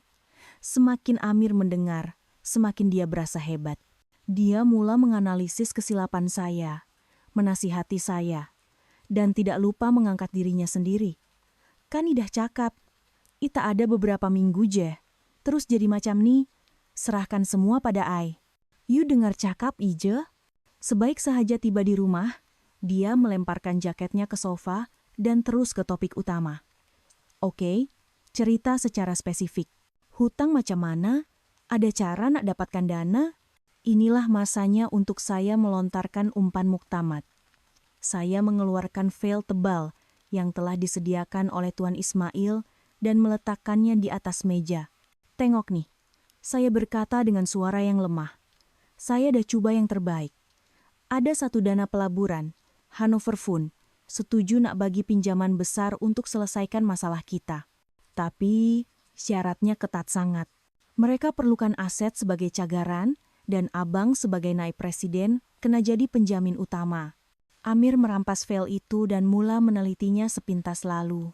Dokumen itu berpuluh-puluh muka surat, dengan pasal-pasal yang rumit dan istilah keuangan yang sukar yang sengaja dimasukkan oleh Tuan Ismail untuk mengelirukannya. Penstrukturan semula hutang, perjanjian jaminan, perjanjian cagaran aset. Amir menggumamkan tajuk-tajuk besar itu. Dia hanya meneliti bahagian hadapan yang kelihatan logik berkaitan pinjaman dan langsung tidak mempedulikan lampiran-lampiran di bahagian paling belakang. "Apa yang mereka nak?" tanyanya. Matanya masih pada dokumen. "Semua harta sepencarian kita, Vilani, kereta, akaun simpanan kena dijadikan cagaran pinjaman. Saya berkata dengan riak wajah yang sedih. Dan untuk buktikan kesungguhan dan keupayaan pengurusan, Abang kena tanda tangan satu aku janji yang Abang akan bertanggung jawab sepenuhnya terhadap hutang nih. Dalam keadaan terburuk, Abang kena rela lepaskan semua hak ke atas aset cagaran tuh untuk bayar hutang mereka dulu. Katanya itu prosedur wajib untuk jamin keselamatan pelaburan mereka. Amir mengerutkan dahi, berpikir, ketamakan dan keyakinan diri yang melampau telah melumpuhkan akal warasnya. Di matanya, hanya ada jumlah pinjaman yang besar di hadapannya, dan peluang untuk menyelamatkan Surya Group, dan seterusnya menguasai segalanya. Dia pikir dengan uang itu, dia boleh memulihkan syariat dengan mudah. Aset cagaran ini tidak ada apa-apanya. Lagipun, dia percaya istri yang lemah dan tidak berdaya di matanya ini tidak akan berani berbuat apa-apa. Oke, dia berkata dengan tegas, selepas beberapa menit, asalkan dapat duit selamatkan syarikat. Harta macam nih, nanti boleh cari balik berkali ganda, bagi pen. Dengan tangan yang terketar-ketar, saya menghulurkan pen mata bola pemberian arwah ayah kepadanya. Saya melihatnya tanpa ragu-ragu menandatangani namanya di setiap muka surat kontrak, perjanjian, dan aku janji. Dokumen-dokumen undang-undang yang sebenarnya adalah surat hukuman mati untuk masa depannya. Tanda tangannya jelas dan kemas, seolah-olah membuktikan kebodohan dan ketamakannya yang tidak berkesudahan. Apabila dia meletakkan pen, saya hampir menahan nafas. Semuanya telah selesai. Perangkap telah tertutup. Bagus. Dia bersandar di kerusi dengan puas. Sekarang Ida ada, you rehatlah. Biar I uruskan semua. Saya mengangguk, mengemas file itu dengan senyap, memegang kertas yang masih hangat dengan tanda tangannya, satu perasaan dingin menjalar di belakang saya. Dia pikir dia telah menandatangani pas untuk ke puncak kuasa, sedangkan dia sebenarnya telah menandatangani surat hukuman yang akan menguburkan hidupnya sendiri. Seminggu selepas Amir kembali, saya dimasukkan ke hospital. Tarikh pembedahan ditetapkan pada pagi Isnin, minggu berikutnya. 10 hari terakhir pertaruhan hidup dan mati ini, saya gunakan bersama Tuan Ismail, Zulhelmi, dan rakan-rakan setia arwah ayah untuk menyelesaikan semua persiapan terakhir. Semuanya sudah sedia, hanya menunggu hari penentuan. Pagi itu, langit Kuala Lumpur mendung dan hujan renyai-renyai. Fatin menghantar saya ke hospital awal-awal lagi. Di dalam bilik ward, selepas menukar kepakaian pesakit, hati saya anehnya terasa ringan. Beban berat yang menekan saya selama ini terasa akan terangkat tidak lama lagi. Saya memegang tangan Fatin dan membuat pesanan terakhir. Fatin, kalau apa-apa jadi pada aku, tolong jaga Yayasan Cahaya Masa Depan baik-baik. Jangan biarkan ia disalahgunakan lagi. Jangan cakap benda bukan-bukan. Fatin memarahi saya, matanya merah. Kau akan oke. Pembedahan tuh pasti berjaya. Aku tunggu kat luar. Saya tersenyum. Aku pun harap macam tuh. Tapi sebelum masuk Dewan Bedah, aku nak kau hantar satu message. Saya memberikan nomor telepon Tuan Ismail kepada Fatin. Message-nya, mulakan sekarang. Ketika saya ditolak di atas katil bergerak menuju ke Dewan Bedah, saya nampak Amir berdiri di hujung koridor. Mungkin dia datang untuk melakonkan watak suami yang setia sehingga ke akhirnya. Dia mendekati, memegang tangan saya dengan wajah risau. Kuatkan semangat, sayang. Hal kat luar semua, ia akan uruskan. Jangan risau, tumpukan pada rawatan. Saya memandang tepat ke matanya, dengan pandangan yang dalam yang tidak akan pernah difahaminya. Ya, semuanya saya serahkan pada abang. Pintu Dewan Bedah yang berat tertutup, mengasingkan saya dari dunia luar. Cahaya lampu pembedahan yang terang menyilaukan mata, dan bau ubat bius mula merebak. Ketika kesedaran saya mula tenggelam ke dalam kabus yang kelam, saya tahu di dunia luar, satu ribut yang dahsyat baru sahaja bermula. Pada masa yang sama, di pejabat peguam, Tuan Ismail menerima message daripada Fatin. Dengan tenang, dia mengangkat telepon dan membuat 2 panggilan. Pertama, kepada pasukan undang-undang yang sedang menunggu di mahkamah untuk memfailkan saman. Kedua, kepada Zulhelmi untuk menyiarkan berita. Serta-merta, roda keadilan dan media mula berputar. Di Mahkamah Tinggi Kuala Lumpur, satu saman perceraian yang tebal telah difailkan bersama-sama dengan aduan jenayah terhadap Amir Zulkifli atas tuduhan penipuan, pecah amanah, dan persetubuhan luar nikah. Semua bukti dilampirkan. Gambar dan video di Amerika, rekod transaksi bank, dan perjanjian penstrukturan semula hutang yang baru ditandatangani oleh Amir. Di ibu pejabat Surya Group, Amir sedang duduk dengan angkuh di kerusi pejabat arwah ayah. Dia sedang merancang untuk mengadakan mesyuarat lembaga pengarah tergempar untuk mengumumkan penstrukturan semula dan pengambilalihan kuasa. Tiba-tiba, pintu pejabatnya dirempuh buka, dan beberapa anggota polis beruniform masuk. "Encik Amir Zulkifli," kata seorang pegawai penyiasat dengan wajah serius. "Kami dari polis. Kami menahan Encik untuk siasatan berhubung aduan yang dibuat oleh istri Encik, Puan Sarah Kasim. Sila ikut kami." Amir kaku, wajahnya pucat lesi. Apa maksud Tuan?" Mesti ada salah faham nih. Tetapi tiada siapa yang menjawabnya. Pada masa yang sama, telepon bimbitnya berdering tanpa henti. Di skrin, portal berita utama serentak menyiarkan tajuk berita yang mengejutkan. NAIB Presiden Surya Group didakwa atas skandal luar nikah, penyelewengan dana berpuluh juta.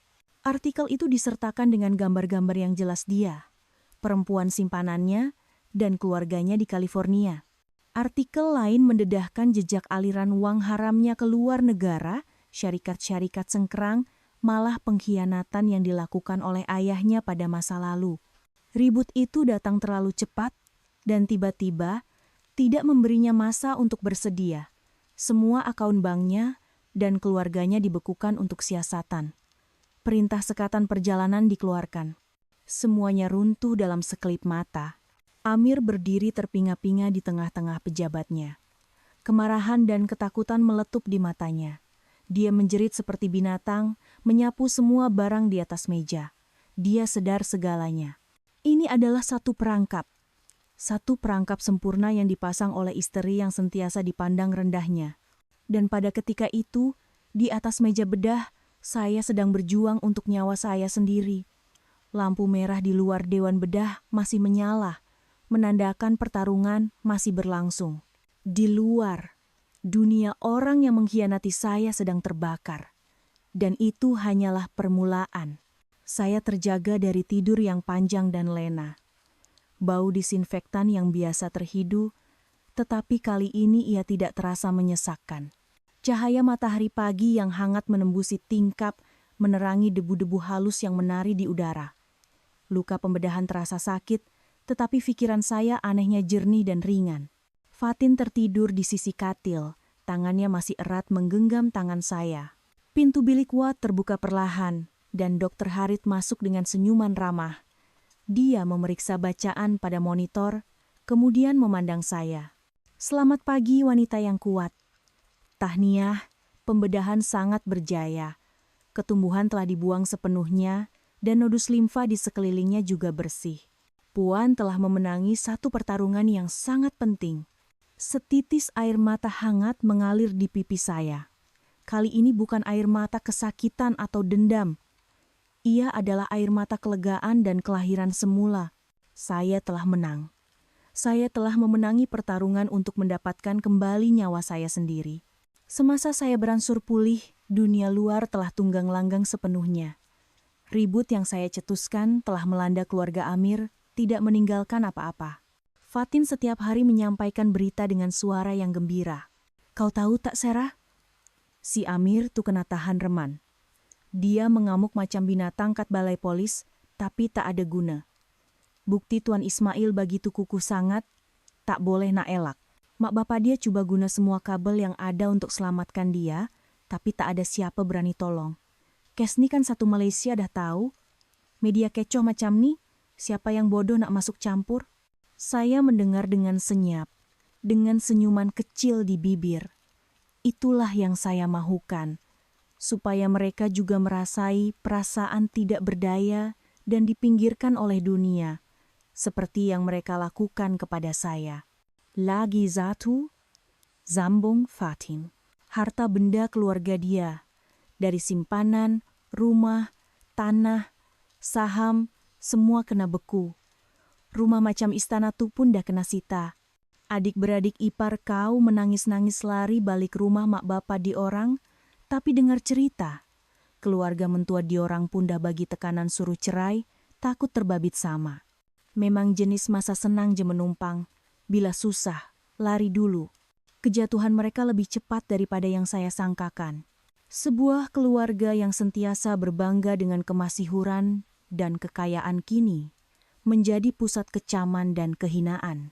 Dato Zulkifli, selepas membaca artikel yang mendedahkan masa lalunya yang khianat bersama surat cinta Puan Aminah, dilaporkan rebah akibat tekanan darah tinggi dan dikejarkan ke hospital. Datin Salmah pula hancur sepenuhnya, mengurung diri di dalam rumah dan tidak mau berjumpa sesiapa. Istana yang mereka bina atas kemunafikan dan kekejaman akhirnya runtuh berkecai dalam sekelip mata. Saya terbaring di katil hospital, memandang keluar tingkap. Daun-daun di pokok di halaman hospital mula gugur, menandakan musim sejuk akan tiba. Bagi mereka, ia adalah musim sejuk yang kejam.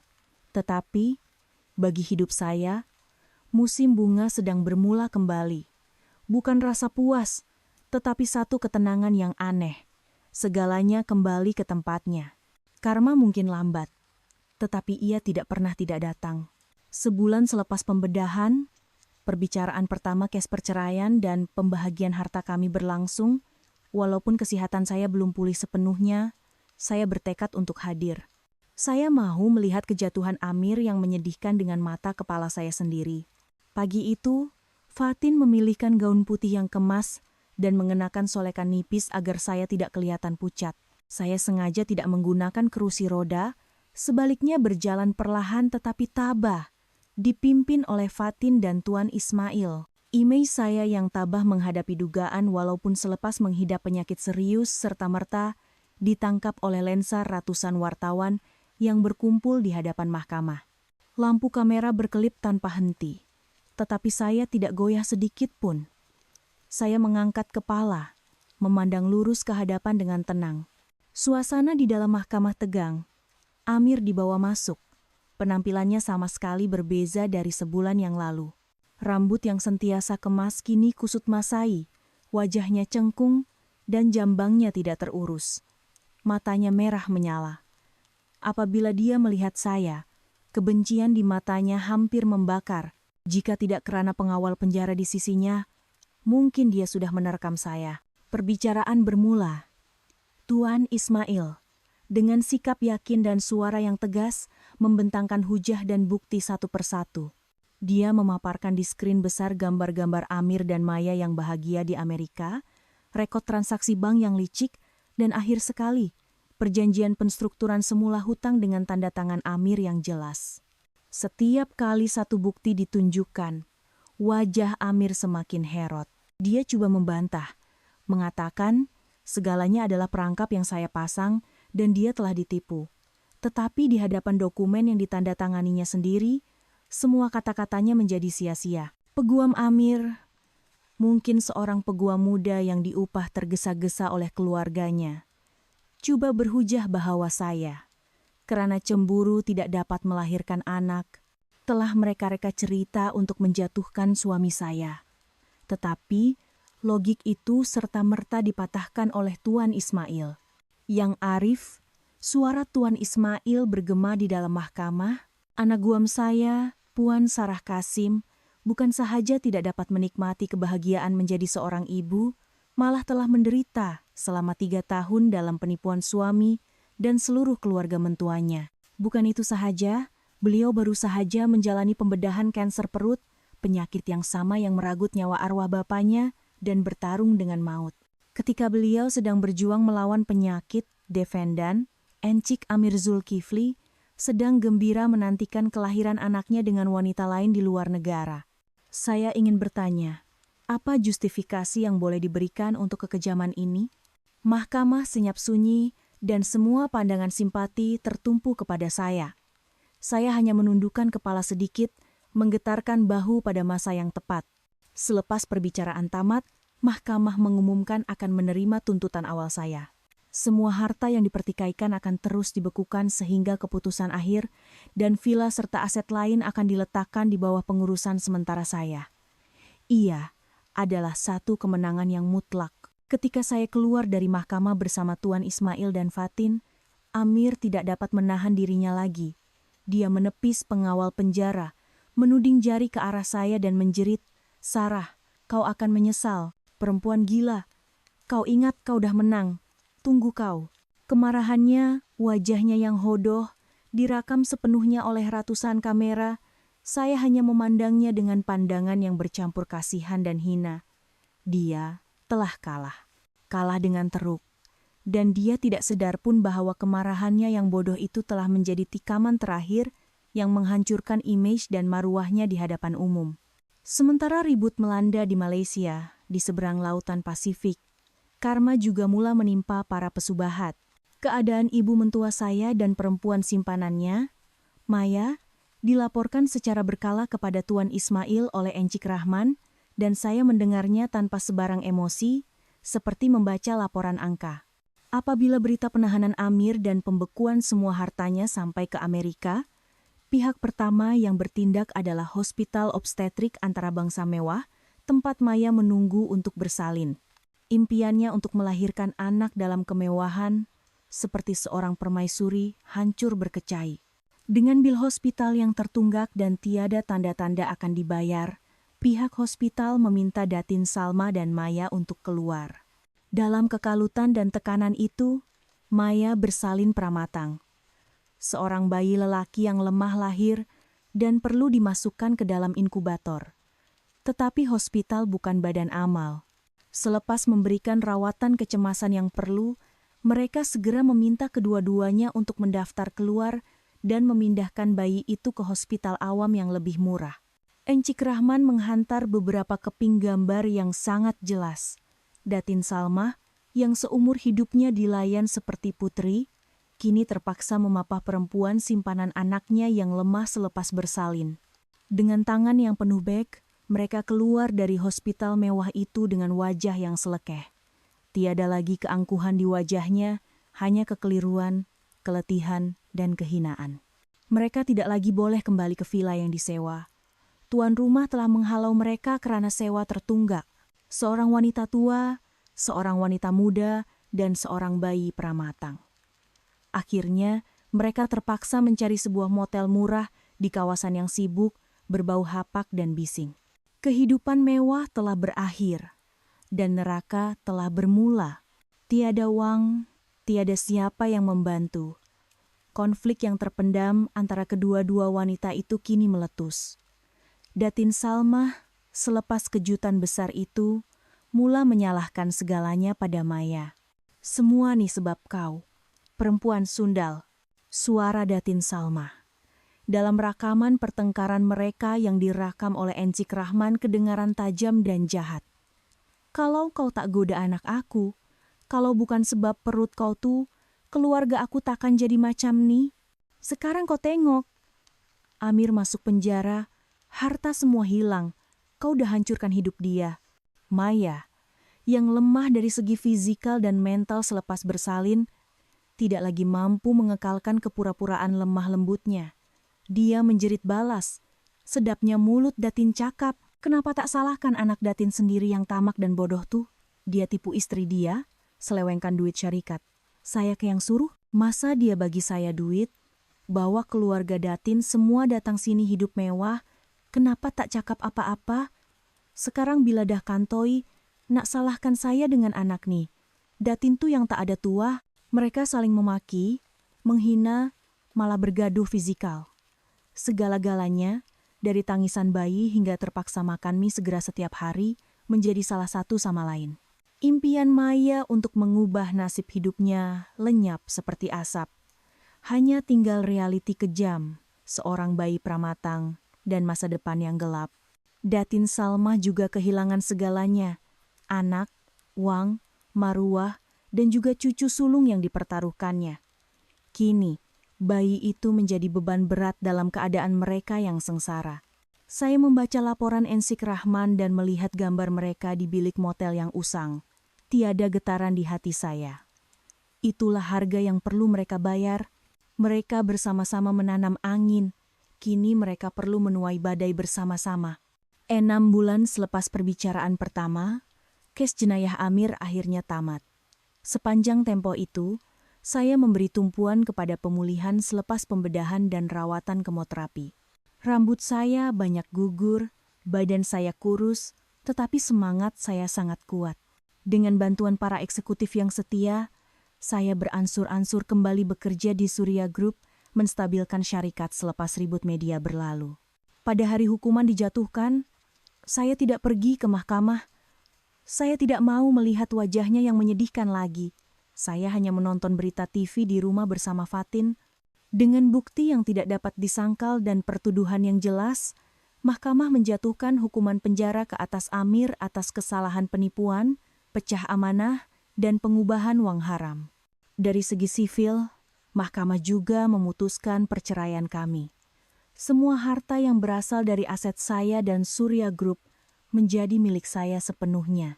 Amir tidak mendapat apa-apa. Di skrin TV, Amir berdiri di kandang pesalah, mendengar hukuman dibacakan.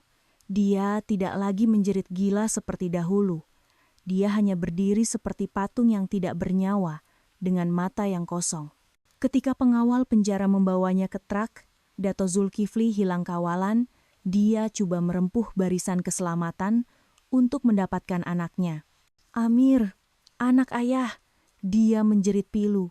Tetapi apabila dihalang oleh polis, dalam kekalutan dan keputusasaan, dia tiba-tiba berpaling dan merenung tajam ke arah lensa kamera, seolah-olah melihat saya dan menjerit satu ayat yang penuh makna, "Sarah, puas hati engkau sekarang.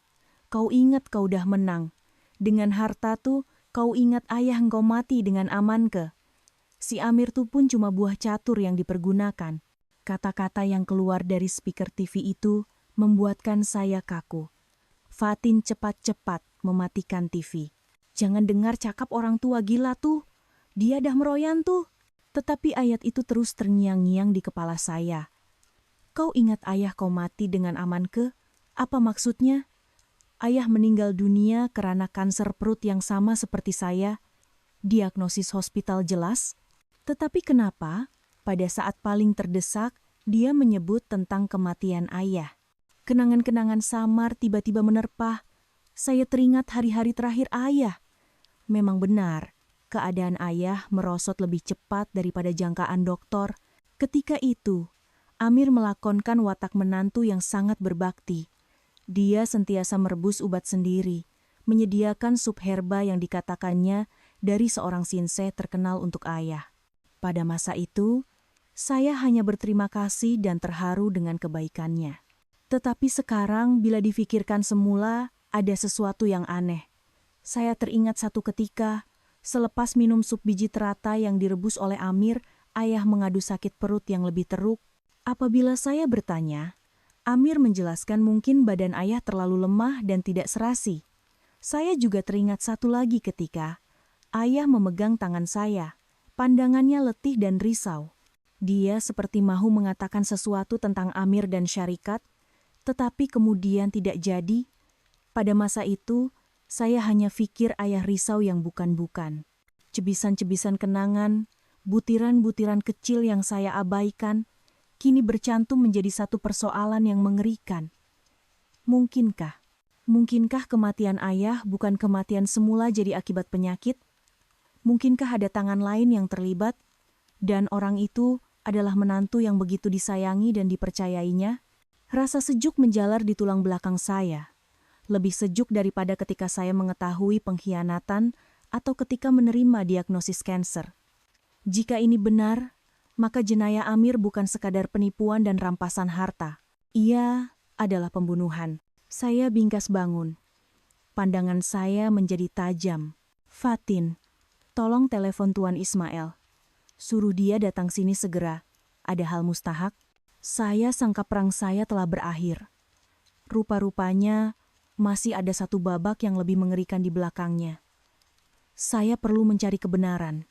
Walau apapun harganya, saya mesti membongkar kebenaran di sebalik kematian ayah saya. Epilog. Setahun. Kemudian, setahun telah berlalu. Cukup lama untuk parut di badan saya pudar dan luka di hati saya sembuh. Rambut saya telah tumbuh semula, tidak sepanjang dan selebat dahulu, tetapi saya suka dengan gaya rambut pendek ini. Ia seperti melambangkan diri saya yang baru. Berat badan saya juga telah kembali, dan selepas pemeriksaan berkala, kesehatan saya stabil. Dokter Harit berkata, saya adalah satu keajaiban, dan semangat hidup saya yang kuat memainkan peranan besar dalam mengalahkan penyakit. Selepas Amir dipenjarakan, saya menjadi terkenal di seluruh negara. Kisah saya, seorang wanita yang dikhianati suami, berjuang sendirian melawan penyakit dan konspirasi jahat untuk melindungi warisan ayahnya, telah memberi inspirasi kepada ramai orang. Stesen TV dan surat kabar berlumba-lumba meminta temu Bual. Pada mulanya saya menolak, tetapi kemudian saya sadar kisah saya mungkin boleh membantu wanita lain yang menderita dalam diam. Saya bersetuju untuk muncul dalam sebuah program Bual Bicara yang berprestij. Dalam siaran langsung itu, saya tidak bercerita tentang kesakitan atau kebencian. Saya hanya bercakap tentang perjalanan untuk mendapatkan kembali kehidupan dan nilai diri. Saya bercakap tentang kepentingan kebebasan keuangan, tentang perlunya berpikiran waras dalam percintaan, dan tentang keberanian untuk bangkit mempertahankan diri. Penampilan yang tenang, pertuturan yang logik, dan semangat yang luar biasa telah memukau penonton. Saya bukan lagi mangsa yang menyedihkan dalam skandal keluarga, tetapi simbol kekuatan dan kelahiran semula. Ketenaran tidak mengubah saya. Ia hanya memberi saya satu laluan baru, satu misi baru. Saya memutuskan untuk menggunakan sebahagian besar harta yang saya dapatkan semula untuk menubuhkan sebuah yayasan sokongan usahawan wanita.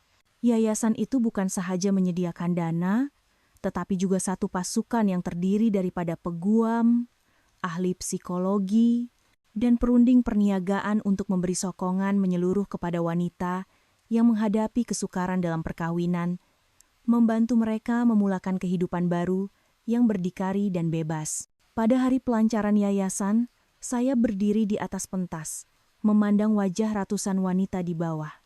Mata mereka bersinar dengan harapan. Saya tahu inilah balas dendam yang paling manis, mengubah penderitaan saya menjadi kekuatan untuk membantu orang lain. Tetapi, di sebalik kesibukan kerja dan aktivitas sosial, masih ada satu hantu yang menghantui pikiran saya. Siasatan rahasia Tuan Ismail mengenai kematian ayah hampir menemui jalan buntu. Selepas 5 tahun, bukti fisikal hampir tiada lagi. Rekod perubatan ayah hanya mencatatkan perkembangan biasa pesakit kanker tahap akhir. Sup herba yang dibawa oleh Amir juga tidak dapat ditemui lagi. Semuanya kekal sebagai syakwa sangka. Di dalam hati saya, ada satu kesakitan tersembunyi yang tidak pernah reda. Saya tahu, selagi kebenaran tidak terbongkar, roh ayah tidak akan tenang, dan hidup saya masih ada satu bab yang belum selesai. Selepas setahun bekerja tanpa henti, saya memutuskan untuk memberi diri saya satu percutian yang sebenar. Saya memilih Paris, sebuah bandar yang sangat disukai oleh arwah ayah semasa hayatnya. Saya mahu berjalan di jalan yang pernah dilaluinya, menghirup udara yang pernah dicintainya, berharap jiwa saya akan benar-benar tenang. Pada satu petang dengan cahaya matahari keemasan, saya berjalan di sepanjang tebing sungai Seine dan singgah di sebuah kedai buku lama yang tersembunyi di sebuah lorong. Bau kertas lama dan aroma masa membuatkan saya selesai. Ketika saya sedang membelek sebuah buku bersampul kulit tentang seni Renaissance, satu suara garau yang lembut berbahasa Melayu kedengaran di sebelah saya. Maafkan saya. Cik orang Malaysia ke? Saya mengangkat kepala dan tergamam seketika.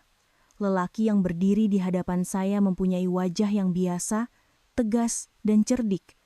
Dia juga kelihatan sama terkejut melihat saya. Sarah? Puan Sarah Kasim kan? Abang Irfan? Nama itu keluar dari mulut saya tanpa sadar.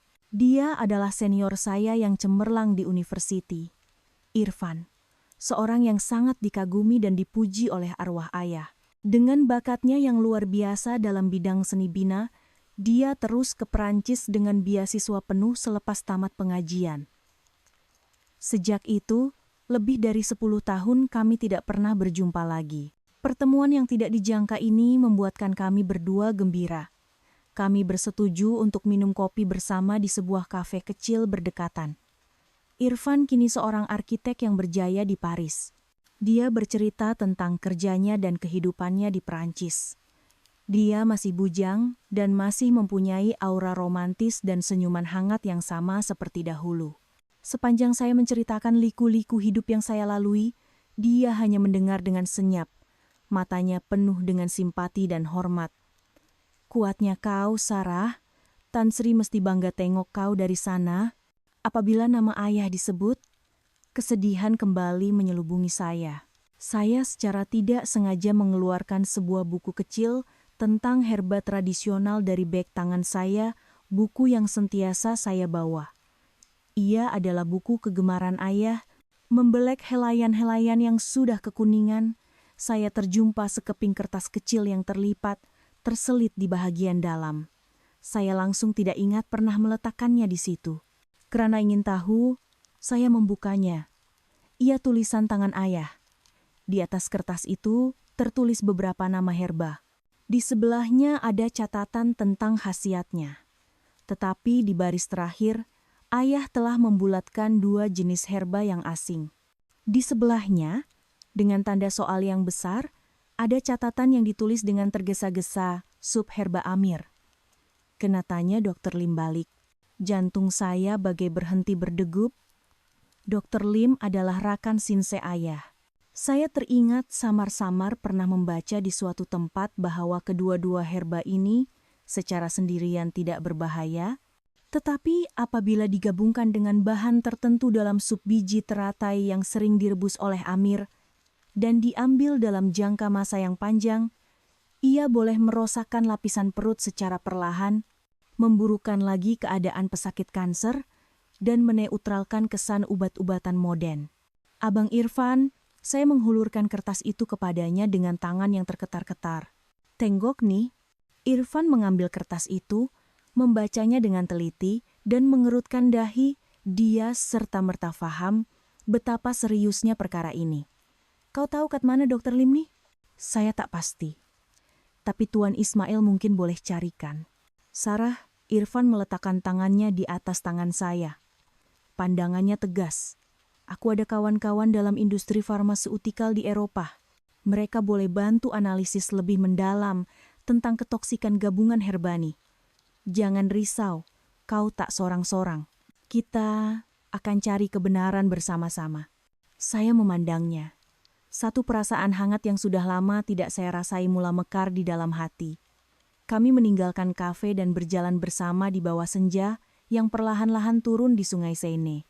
Bayang-bayang kami berdua memanjang di atas jalan batu. Siasatan mengenai kematian ayah telah menemui cahaya baru. Dan yang lebih penting, kini saya mempunyai seorang teman yang boleh dipercayai di sisi saya. Saya tidak tahu apa yang akan berlaku pada masa hadapan. Tetapi saya tahu, satu bab baru yang lebih cerah dan penuh harapan dalam hidup saya telah benar-benar bermula.